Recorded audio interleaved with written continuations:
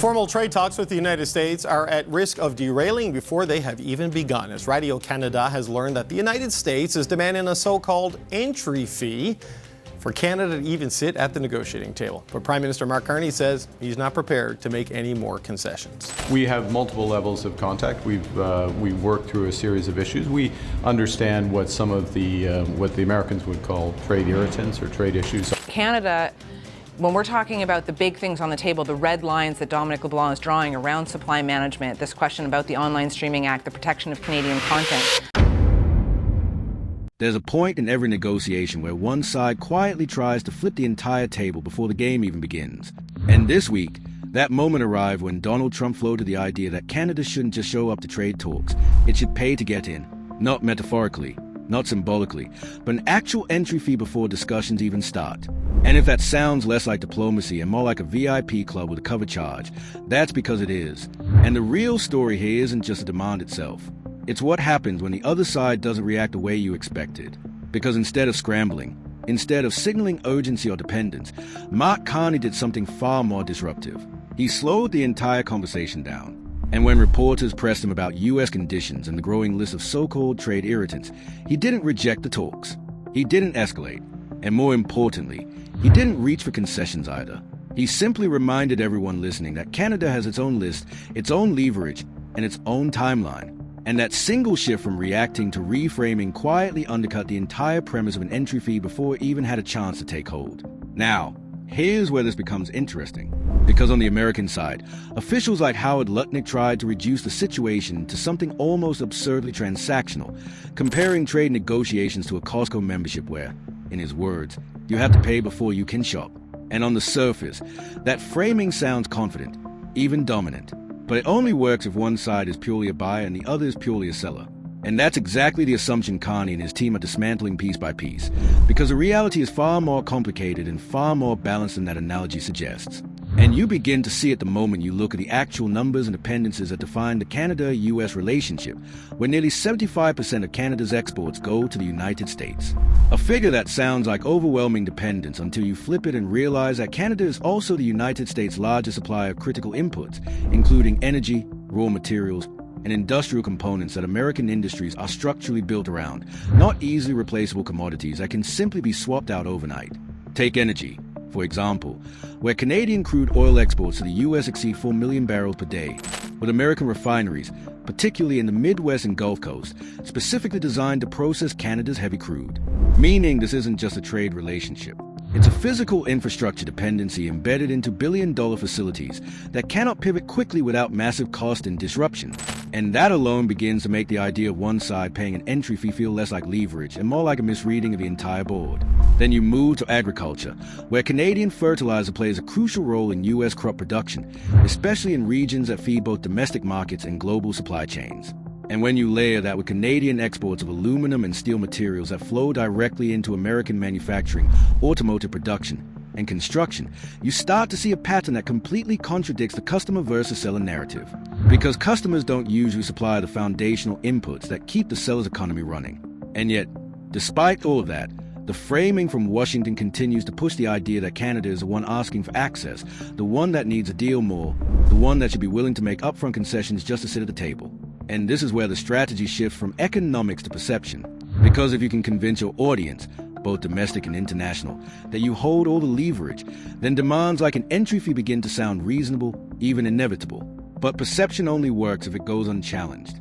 And what Carney has done quietly but effectively is challenge it without turning the situation into a public confrontation, which is far harder to execute. Because instead of rejecting the premise outright, he has been reframing it in real time, emphasizing that negotiations are not about concessions made in advance, but about outcomes achieved through balance, and that Canada has already presented counterproposals that the U.S. is fully aware of, signaling that this is not a one-sided process waiting for approval. It's an ongoing exchange where both sides are already engaged, whether an official meeting date exists or not. And that missing meeting date matters more than it seems, because while the United States has confirmed talks with Mexico toward the end of May, there's still no formal timeline for Canada, which creates a subtle pressure point that Washington appears to be exploiting by attaching conditions before even scheduling discussions, effectively trying to front-load the negotiation in its own favor. But again, that only works if the other side accepts the premise. And so far, Canada hasn't. Instead, What you're seeing is deliberate patience, a willingness to let the timeline stretch rather than rush into a framework defined by someone else.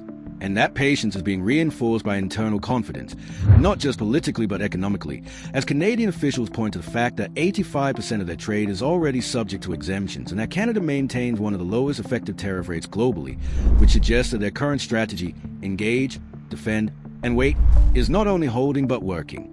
And this is where the conversation starts to shift from whether Canada will pay to something much more uncomfortable for Washington, which is what happens if Canada doesn't. Because if the assumption of dependence doesn't hold, then the entire structure of the demand begins to wobble. And suddenly the entry fee starts to look less like a condition and more like a bluff. But the real pressure point isn't just in the numbers or the trade flows. It's in the political timing surrounding all of this, because these negotiations are unfolding ahead of a mandatory review deadline for the USMCA agreement on July 1st. And that ticking clock introduces a layer of urgency that cuts both ways, not just for Canada trying to secure favorable terms, but for the United States trying to lock in its own priorities before domestic and international pressures shift the landscape even further. And those pressures are already building. Whether it's internal economic concerns, geopolitical distractions, or the broader reality that global trade dynamics are becoming increasingly multipolar, meaning that neither side can afford to treat these negotiations as a simple one-directional transaction anymore, no matter how strong the rhetoric might sound in the moment.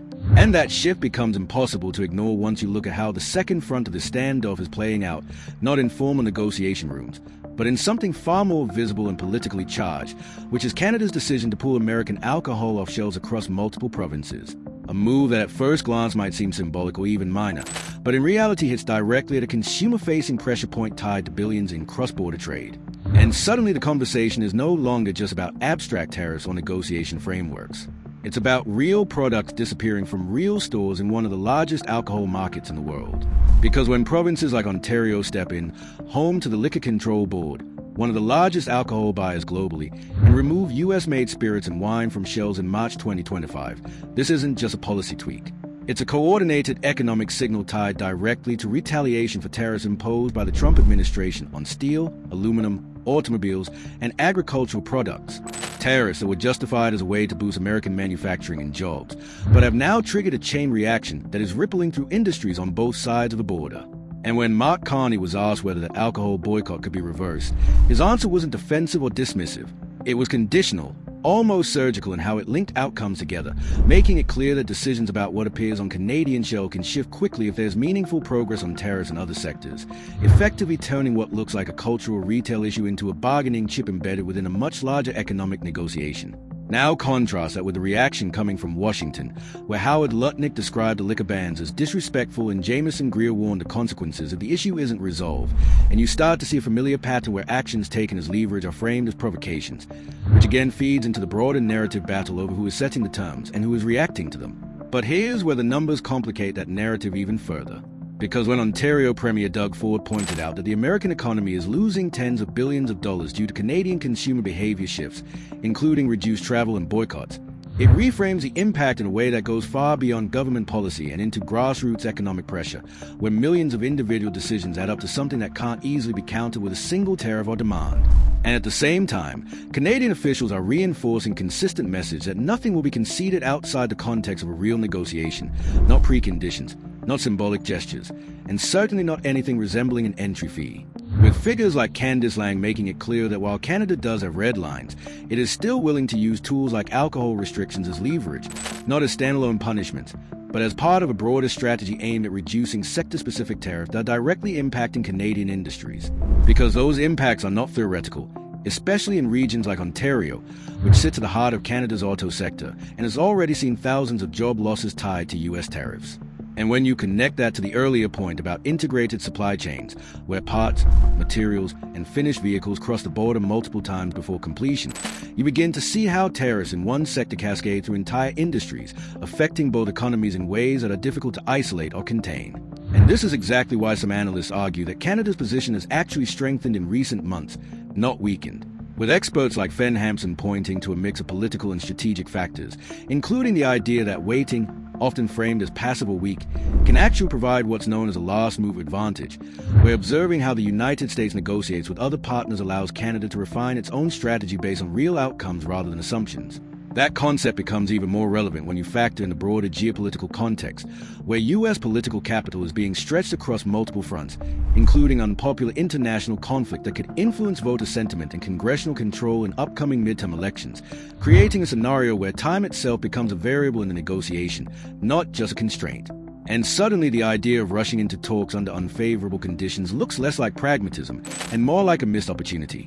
Meanwhile, back on the economic front, the structural realities haven't changed, and if anything, they become more visible under pressure because the same list of Canadian exports that complicates the entry fee narrative, energy, metals, agricultural inputs, and critical minerals, continues to underpin key sectors of the U.S. economy, reinforcing the idea that this relationship is not a one-way dependency but a tightly interconnected system where disruption on one side inevitably feeds back into the other.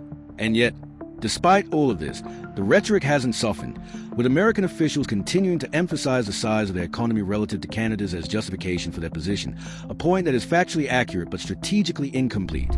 Because scale alone doesn't determine leverage in a relationship defined by specialization and integration, where smaller partners can hold outsized influence in specific areas that larger economies rely on. So what you're left with is a negotiation that is no longer just about trade terms or tariff rates, but about competing narratives of power, dependence, and timing, where one side is trying to establish dominance before talks even begin, and the other is systematically refusing to accept that framing while quietly building a case rooted in data, interdependence, and strategic patience. And this brings us back to the original question that started all of this, not whether Canada will pay an entry fee, because at this point that seems increasingly unlikely, but whether the premise of that demand can survive against a counter-narrative grounded in measurable realities.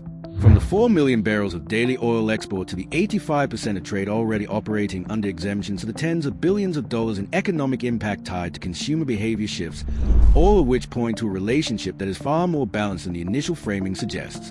Because once that balance is acknowledged, even implicitly, the logic of paying to negotiate begins to fall apart, and the conversation shifts towards something more traditional, but no less complex, which is how two deeply interconnected economies reconcile their differences without undermining the systems that make their partnership valuable in the first place. And if Canada keeps holding this line, do you see the US adjusting its approach or doubling down even further? Make sure you're subscribed.